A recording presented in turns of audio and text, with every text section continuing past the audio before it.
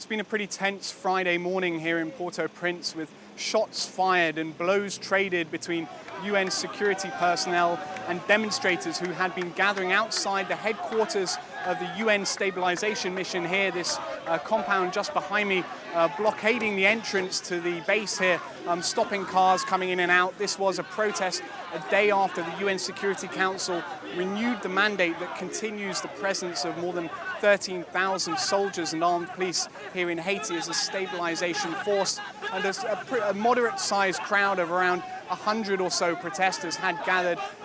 It had been a peaceful demonstration, certainly very noisy, but when the police tried to disperse the protesters, pushing the crowd back and firing shots into the air, there were blows traded between at least one member of the UN security personnel and the demonstrators. This has been an ongoing saga in Haiti. The presence of UN forces here has often been seen as a source of controversy. Everywhere you go in the city, you see evidence of that, with graffiti sprayed on the walls saying "down with the occupation" and "down with the UN."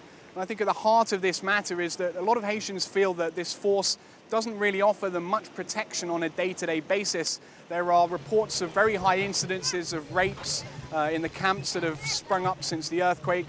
The security situation in those camps, especially at night, is really not very good, and Haitians feel that despite having so many soldiers in the country, very little is actually being done to protect them. Now, the renewal of the mandate, one of the main reasons cited for that was that the Security Council is keen that elections take place in a secure manner and that the elections should be credible and have legitimacy. But that just comes as criticisms growing that this process might not be as legitimate as people think. There is certainly voices within the US Congress saying that the exclusion of major political groups like Famille Lavalas, the party of the former Haitian president Jean-Bertrand Aristide, means that a lot of Haitians really don't have the choice of voting for the party that they would like to see in power.